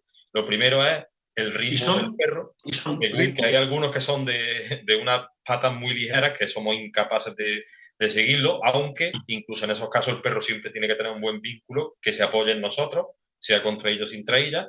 La forma física del conductor, porque si el perro tiene más patas que tú, evidentemente tendrás que llevarlo atado, porque si no te quedas sin perro. Y luego, como ha dicho Don, pues el terreno. No es lo mismo una pradera de Burgos o de Alemania que aquí en Málaga, en las cordilleras estas que tenemos, pisteando un macho montés. Entonces hay que adaptarse un poco a la situación, pero como también dice Don, si tú inicias un perro con trailla, pues ya lo tiene. Entonces cuando pueda la llevas, cuando no, pues no la llevas. Y al final te va adaptando a cada situación. Es muy importante, y aquí recalco este punto, que sigamos siempre una metodología. Poner la trailla, hay que tener un collar de trabajo, es decir, el perro ha de trabajar siempre con los mismos accesorios, ¿vale? O con los mismos collares y las mismas traillas. Y nosotros hacer siempre, digamos, el precalentamiento para poner a ese perro en modo rastreo.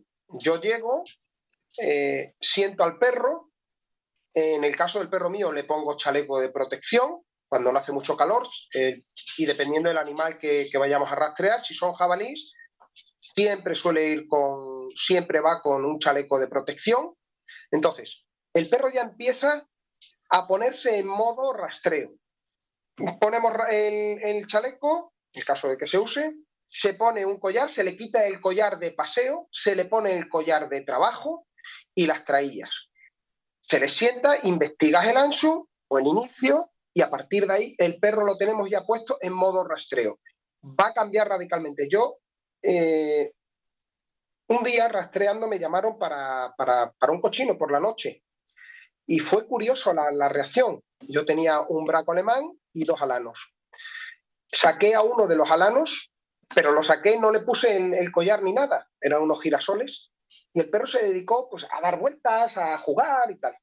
Y a la perra le puse el collar de rastreo, que era un collar con una campanilla, que bueno, todavía conservo, que se me murió la perrita de vieja, y lo conservo todavía. Le puse ese collar y automáticamente la perra, en lugar de salir a jugar con el otro perro, se puso en modo rastreo. Y el perro que salió a jugar, que era Nanook, cuando yo le puse el collar, automáticamente echó la nariz al suelo. Yo es ponerle el collar de rastreo y empiezan ya a echar la nariz al suelo. Es una cosa un poco mecánica. ¿Qué edad tiene un perro de rastro en su apogeo? ¿Desde los 3, desde los 2 hasta los 8, hasta los 10? ¿O cuanto más viejo luego ya el animal se vuelve un poquito más distraído, más cascarrabias? Pregunta que os hago. Yo creo que la plenitud de un perro de rastro nos la va a dar también la experiencia. Es decir, un perro de caza, ¿cuál es su apogeo? Puede ser 4 años o pueden ser 3 años o 5 años. Depende la experiencia que tenga. Yo empiezo con los perros jóvenes con 2 meses. Sobre todo para una sociabilización, le hago una serie de test, los pruebo, veo las reacciones y empiezo, sobre todo, mucho campo. La edad buena empieza, dependiendo de las razas, los terrier son más precoces y en perros los Baviera, que yo los he trabajado, perros buenos están con 2 años, con 3 años ya tiene una madurez, y luego la edad que te puede durar un perro de rastro no es lo mismo que un perro de reala. Si yo he tenido perros, a Brujo lo tuve rastreando con 11 años y pico. Joder, 11 años, qué disparate. Sí, se murió con cerca de 14 y Troncha estaba rastreando con 11 años. Es un trabajo, físicamente, no tiene un desgaste muy grande. Lo que sí es un trabajo que psicológicamente les cansa mucho a los perros, tienen que ir muy concentrados. Un perro que haga 2 kilómetros rastreando o 3 kilómetros rastreando, concentrado, es un trabajo fuerte. Un perro paseando, tú lo sabes, cuando sacas con el caballo, los perros pues te aguantan todo el día. Es un trabajo físico, no psicológico, tienen que mantener una concentración. Y eso es lo que va a dar,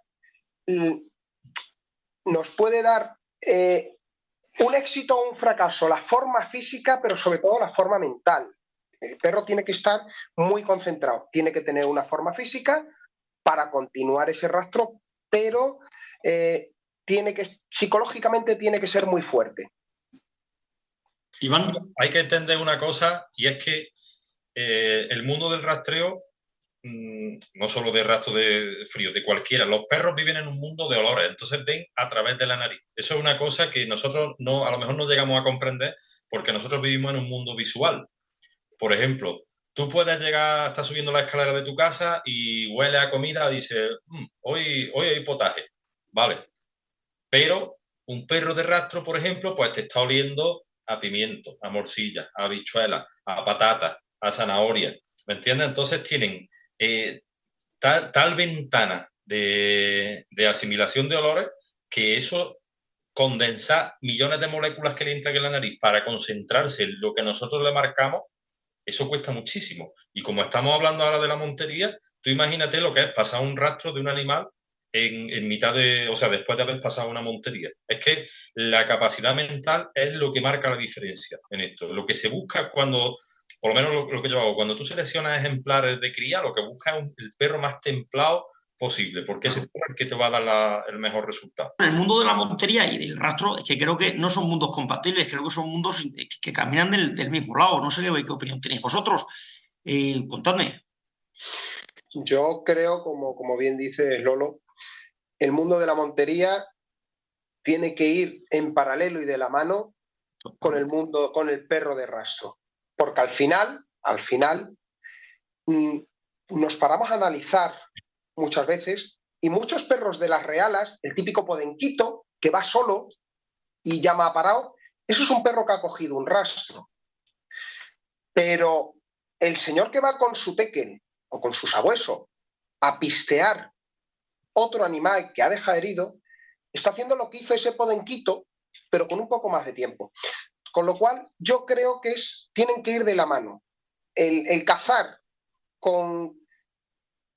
en la montería y el perro de rastro van de la mano. Es una cosa que poco a poco se va metiendo aquí, se va creando esa mentalidad de tener, oye, en la montería hay elementos que son ineludibles, es que no puedes prescindir de ellos. Tenemos el ejemplo que muchas veces se tiene un poco en el olvido, que son los arrieros, ¿no? O los muleros. Sí. Los perreros, por supuestísimo, pero los postores también, ¿no? Entonces, en el mundo de la montería habría que hacer un hueco también al perro de rastro, principalmente por ética, pero luego si hablamos en términos más fríos, de números, económicamente al gestor o al organizador o al que da la montería, le supone un beneficio muy grande. Ya no te digo solamente por la carne, sino por encontrar un trofeo. Que eso es una de las cosas que has mencionado antes. No, pues como una cierva, pues no la tiro, no. Ese animal se merece el mismo respeto que el jabalí o el venado más grande de España. Si no, no lo tiramos. Yo pisteo a zorros. Zorros que he tirado yo, he rastreado zorros. Bueno, en total un zorro no, perdón. Hay que hacerlo. Por ética. Y luego, de cara al plantel final, el que tú puedas recuperar un animal que es un buen trofeo y que has podido culminar con un lance, tanto de la ladra, el levante, y el acabar ese lance con un perro de rastro, que por experiencia muchos cazadores han disparado, y cuando he ido a pistear con ellos dicen, lo que más me ha gustado de todo es esto. Es que es increíble. Presentarte en el plantel con un buen cochino, o un buen venado, o un buen gamo, o un buen muflón, siempre gusta, y de cara a la propiedad o a la finca siempre es un éxito, ¿no? Creo que tienen que ir de la mano. Económicamente repercute, pero de cara a la imagen repercute. Y como bien dices, en estos tiempos que corren tenemos que ser lo más pulcros posibles y presentar una imagen lo más ética posible de la caza, ¿no? Y creo que poco a poco se van teniendo equipos. Sí. La gente piensa, bueno, claro, pero es que yo tendré que pagar a ese equipo de rastreo. Una cosa que quiero hacer hincapié, AEPES no cobra, van de manera altruista. ¿Por qué? Por afición. En la vida, en general, yo creo que lo que es gratis no se valora. Eso es lo primero. Sí. Entonces, eso vaya por delante. Entonces, si tú vas de manera altruista, y yo me quito el sombrero, porque creo que hay que hacer todo esto, y lo hacéis muy bien por amor al arte. Pero el primer tema creo que hay que educar desde abajo, desde mi corto entender. Es decir, lo primero no es disparo, y como vienen los de AEPES, que lo busquen ellos. Creo que también, como han puesto aquí ahora en el chat, es fundamental, primero ser responsable cuando se está cazando, y más en montería, que es una caza colectiva, en la que intervienen muchísimos actores, ya sean cazadores con armas, aperreros, muleros, postores, el guía y el que pasaba por ahí. En fin, que son cada vez más personas que de alguna manera comparten nuestra afición y tienen que estar presentes en la gran fiesta de la montería. Entonces, ocupar un puesto ya es una responsabilidad. La montería, como bien he dicho antes, y conocéis todos mejor que yo, es que es la caza por excelencia, porque es la más adrenalínica posible y la que intervienen tanto perros como personas. Entonces hay que estar alerta al 1000%. Es una caza muy rápida, se disparan muchísimos animales que en algunas ocasiones caen abatidos en el primer disparo, y muchísimas otras hay que pistear. O sea, que en todas las monterías todo el mundo ha tenido que pistear, primero porque le ha dado y el venado ha corrido 15 metros, u otras porque lo tiene que pistear y dice, creo que le he dado. Pero es fundamental, primero, como tú me has dicho, Adón, que he dicho previamente, no tener identificado si es macho o hembra. Si disparamos, da igual si es un animal grande, pequeño o un zorro. Hay que darle al animal una muerte rápida y limpia y, sobre todo, presentarlo en un plantel por respeto. Porque para que se quede en el monte, pues paso lo dejamos en la sierra vivito y coleando. Entonces, una vez que hemos herido un animal, creo que es fundamental marcar muy bien dónde lo hemos herido y tener muy claro, marcar con una cinta o algo, ¿para qué? Para que primero dar un primer intento de búsqueda sin modificar demasiado los elementos del entorno, y luego podemos acudir pues a un Abdón, a un Iván o a cualquier persona que tenga un perro de rastro que necesariamente no le vale que no, en aquel cornoque por allí lo he tirado. No, coño, vamos a marcar las cosas, vamos a tomárnoslo en serio, y considero que es muy encomiable que vengáis gratuitamente, pero hay un mínimo de gastos. Bueno, es que el mínimo de gasto es que si me cobras un cochino, un venado o una cierva, pues qué menos que invitarte una cerveza, ¿sabes? Para decirte, oye, chico, eso es lo primero. Y luego el trasladarte de un lado a otro, porque evidentemente si tú estás en la montería lo harás de mil amores, tanto tú como Iñaki, como cualquiera como Iván, como cualquiera que tenga un perro de rastro, te lo va a hacer altruistamente. Pero si te tienes que desplazar, que menos que dar una propina, llámalo, llamarlo propina como llamarla colaboración, aportación o agradecimiento. Y creo que vuestra función, o vuestra labor, es tan importante como la que intentamos hacer desde el Real Club de Monteros, de, llamémoslo, educar o transmitir lo que nosotros sentimos para algo que es muy, muy importante y respetuoso, que son las tradiciones. Y lo que hacéis vosotros no deja de ser una cosa tradicional, que es darle el final al animal. Un animal no puede morirse en el monte de dolor y de pena porque no han ido a pistearlo. Que puede ocurrir, y ocurre, claro que ocurre, pero vamos a intentar que no sea porque no hemos puesto todos los medios. No sé si pensáis igual que yo. Totalmente de acuerdo. Es que eso en Alemania, por ejemplo, no pasa. Ahí se dispara y hasta que no se va, se comprueba, se hace el control de tiro, si hay cualquier indicio se llama al equipo de rastreo y hasta que no se sepa si está o no está, no se sigue. Es diferente la montería, claro. Pero esa conciencia, esa ética... No, tienes toda la razón, Iván, porque es que toda esa ética que en Alemania, tú que por temas familiares vas para allá, y muchos de los que nos están escuchando pues habrán ido o lo habrán visto, reconozco que a veces el jardín del vecino es mucho más verde que el nuestro y pensamos que todo lo que hacen fuera es mejor que lo nuestro. Y no es así, pero sí creo que tenemos que tener la humildad suficiente para aprender y copiar muchas cosas que en el extranjero, en este caso, como tú has comentado, Alemania, se hace mejor, desde el respeto en el tabló, que no ves ahí un tío vestido de astronauta a modo de carnicero, que eso ya sabéis que no se ve, que yo tampoco es que lo critique, pero no lo aplaudo. Entonces, creo que los animales se les da una situación y una loa que es necesario de mantener. Hablo de la Junta de Carnes. Pero en el tema del rastreo, es que hasta que no se tiene la certeza de que el animal ha sido abatido por otro cazador o que se ha perdido el rastro, no lo abandonan. Creo que tenemos todavía territorio que recorrer, y la suerte que tenemos es que tanto todos los que nos están escuchando como el que suscribe, pues somos gente joven con ganas de mejorar todo este mundo que nos ha tocado por vivir. Entonces, qué menos que estar de la mano, tanto una institución como el Real Club de Monteros, que encabeza nuestra querida presidenta Carmen Masarán, con un montón de personas que somos miembros, y vosotros en AEPES, ¿cuántos miembros tenéis en AEPES? Ahora mismo 460 más o menos. Yo, respecto al Real Club de Monteros, solamente tengo elogios. Siempre se han portado de manera exquisita, nos han tratado de manera exquisita, digamos, de manera altruista, pero ellos se han prestado a, si necesitas un alojamiento, un kilometraje. Yo iba de mil amores.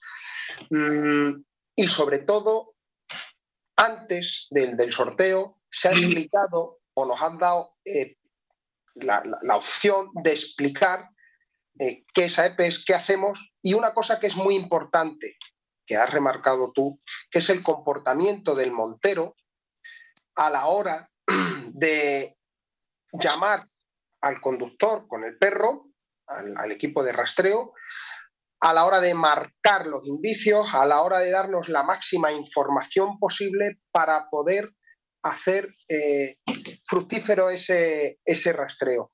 Ten en cuenta que un rastro, al final, y en una montería, es un puzzle de 1000 piezas que nos tiran sobre una mesa. Y nosotros, poquito a poco, como bien decía Iván, con los ojos del perro, que serán nuestros ojos cuando nosotros lo vemos, que es su nariz, con los indicios que nos podemos encontrar de ramas, del tipo de sangre, de la huella, de las huidas, en fin, las reacciones al tiro. Poco a poco vamos engarzando todas esas piezas hasta que al final el puzzle lo tenemos compuesto y vemos exactamente lo que es cuando llegamos al animal y se recupera. Es muy importante el comportamiento del montero en el puesto para quedar bien marcados los sitios, las referencias, toda la información que nos puedan dar.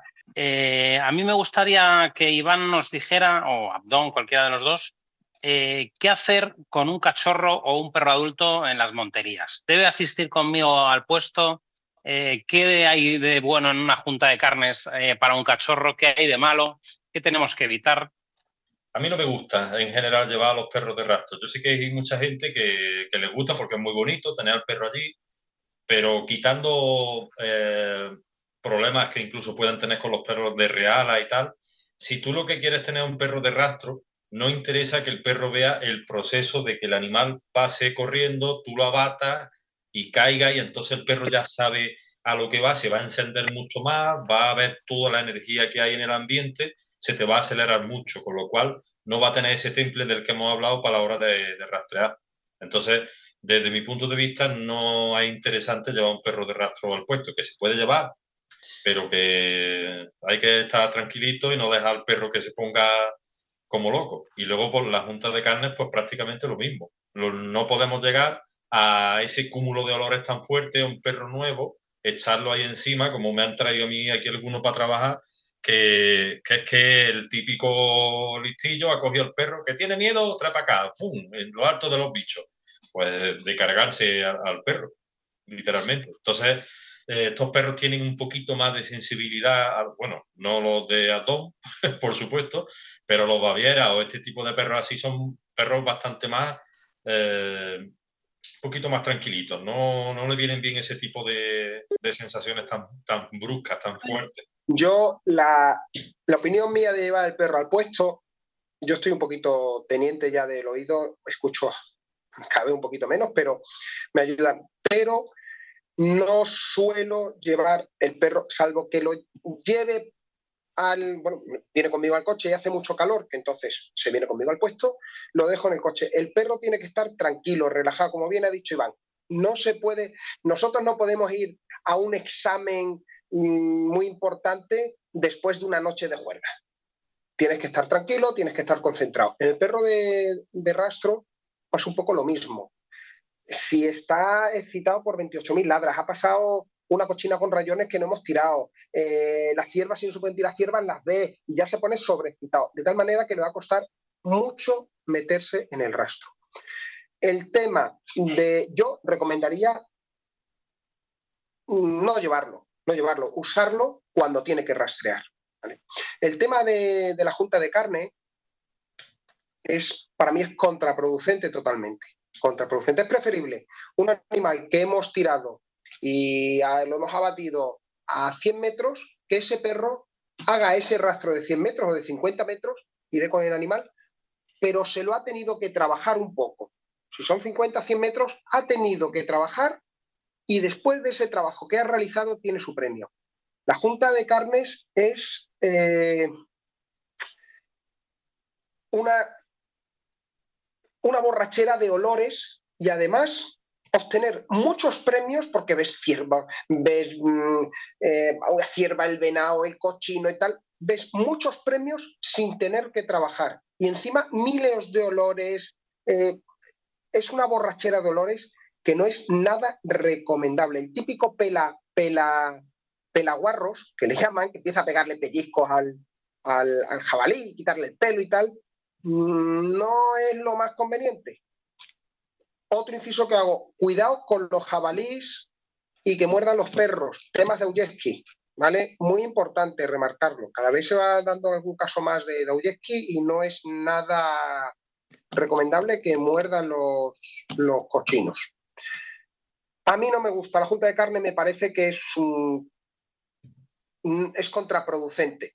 Yo creo que es importante que tanto Iván como Abdón nos cuenten cómo entrenamos y cuándo empezamos a entrenar a nuestros perros, ¿no? Que al final utilizamos sangre artificial, utilizamos suelas trazadoras. utilizamos, vamos complicando a lo largo del tiempo estos rastros. El perro que se enfrenta a un rastro real ya ha pasado muchas pruebas artificiales antes y sabe a lo que le llevamos. Entonces, creo que todo este proceso es importante porque no es solo una buena genética, sino que hay mucho trabajo detrás y seguro que nos lo podéis contar un poco cuándo empezar, cómo y un poco todo esto. Yo me gusta empezar con los perros temprano, a una edad con 2 meses, 2 meses y medio, no pasa nada. Que empiecen a tener contacto, se le hace unos pequeños test. Empezamos a jugar con las pieles, con una caña de estímulo, despertamos el instinto predador y de persecución y premiamos mucho, siempre con estímulos muy positivos. Después empezamos a ese juguete hacerle un rastro muy oloroso, en este caso una piel, que es la que puede morder y le suele gustar, hacerle un rastro y escondérsela. Y él poco a poco va asociando el juego con ese olor. Vamos complicando y vamos teniendo la piel y la sangre. Vamos haciendo una pequeña transición. Después metemos sangre y después añadimos pezuña y sangre. Y luego vamos a las pezuñas. La sangre nos sirve en los rastros para reforzar y animar al perro muchas veces. Con lo cual es un proceso meticuloso y de largo tiempo de trabajo, ¿no? Es un proceso que va a lo largo, no tenemos que tener prisas, se van aumentando las dificultades y si vemos que un perro no es capaz, tenemos que dar pasos atrás. Pero lo que le enseñemos que quede muy marcado en el perro. Iván nos puede ampliar mucho más este apartado, ¿no? Un poco cómo enseñar a los perros. Es básicamente lo que tú ya has dicho. Al final lo que hay que hacer es buscar la motivación de cada perro y ir facilitándoselo al principio bastante para que se pique y una vez que tenemos esa gran afición por conseguir ese objetivo, ese instinto de presa ya bien desarrollado, pues ya le va alternando con no solo pata, piel y sangre, sino también vamos ya metiéndole diferentes especies. Puedes ir jugando con eso. Yo todas las especies que puedo meterle a cada perro, a las que tenga acceso, lo hago.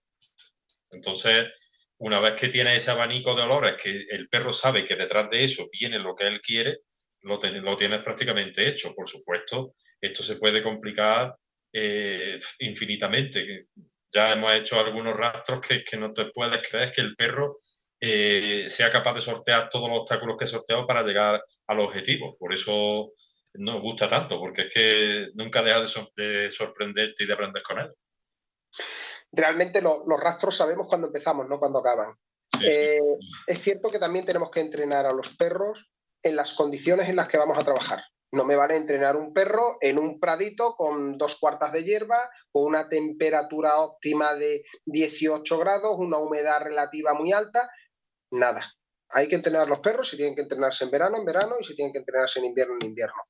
Recomendación a los que queráis iniciaros: procurar no iniciar a los perros con pieles o pezuñas de berracos grandes. Es un olor muy fuerte, preferible que sea de cervuno. Es un olor más sutil, más suave, en caso de las ciervas. Los machos los venados en berrea también es más fuerte, pero intentar evitar que sean olores muy fuertes que puedan retraer en algunos casos a algunos tipos de razas o de perros en concreto, ¿no? Yo lo he visto, un tekel rastrear muy bien, meterle la piel de un berraco y estar iniciándose y frenarse el perro e ir con muchísima prudencia.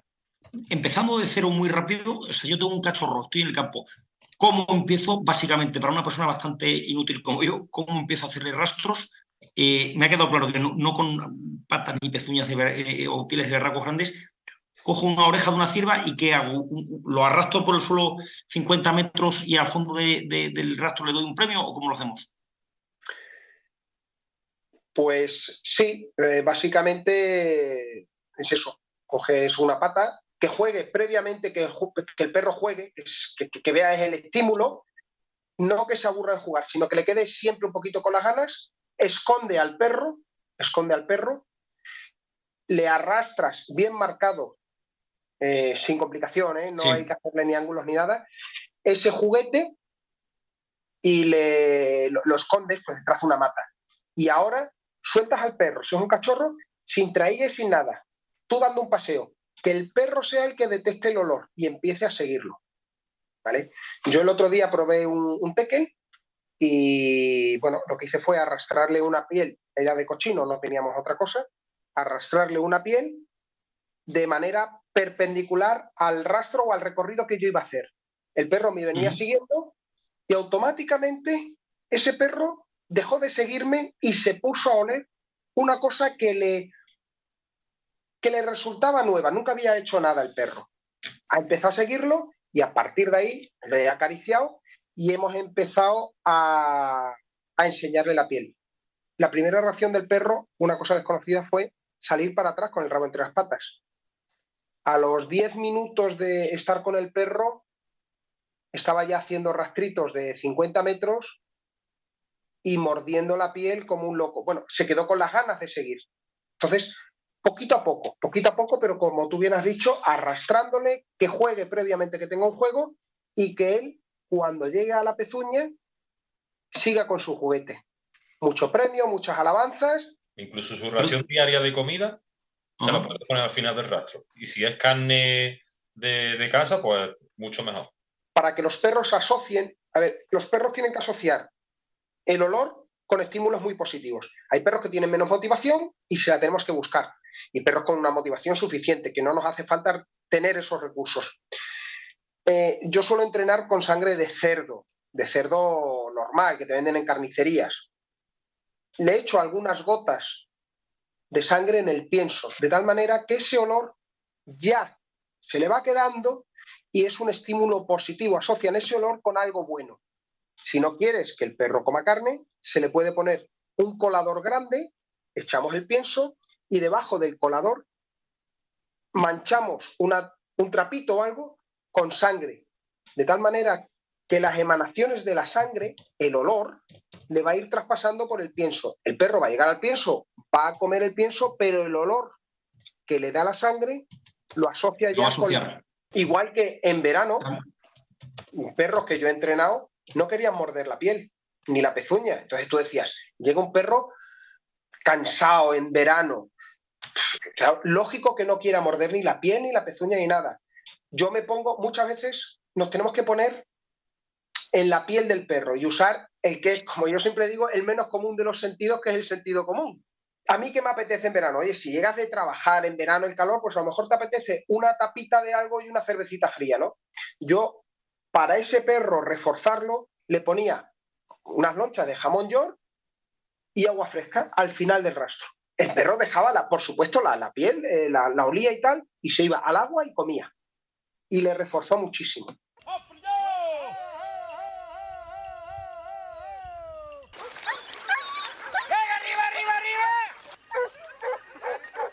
El morral del cazador. Bueno, morraleros, hasta aquí ha llegado este programa 348, que espero que haya sido de vuestro agrado, que hayáis disfrutado y que os haya entretenido, que os haya servido, bueno, pues para aprender algo nuevo, sobre todo de esta última charla, tertulia, de este taller que os hemos reproducido, que organizó AEPES y el Real Club de Monteros con el tema troncal sobre el perro de rastro y la montería. Lo hemos hecho escuchando tanto a Lolo de Juan como a Don Cabeza de Vaca como a Iván el Candichi.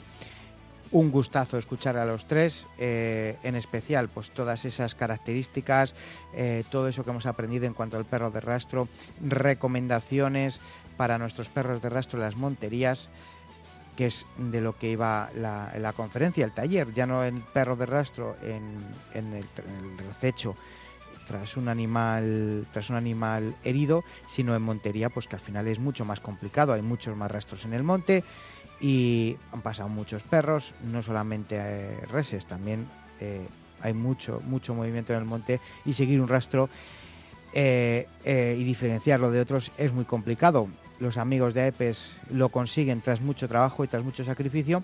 Hoy nos lo han venido a contar con sus peculiaridades, sus características y sus consejos. Y como digo, pues espero que haya sido de vuestro agrado y como os he dicho al principio, seguro que más de uno, tras escuchar el taller, le han entrado ganas de, si no tiene perro de rastro, hacerse con uno para adentrarse en el mundo del rastreo.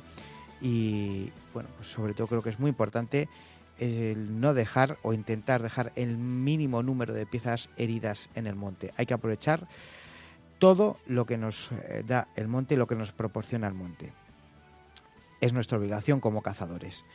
Anteriormente pues hemos estado con los amigos de Pasapaloma, que nos han hecho ese balance semanal, gran entrada de zorzales, como nos ha contado Asier esta semana pasada. Se espera que las palomas de un momento a otro den el salto ya a la península, están ahí a las puertas esperando que haya un cambio de viento favorable, que les sea favorable para que no les cueste mucho entrar. Llevamos, es verdad que jueves y viernes, 2 días con mucho viento en los cuales se ha parado totalmente la pasa, tanto de zorzal como de paloma, pero en cuanto cambie los vientos ya veréis que vamos a ver un auténtico espectáculo.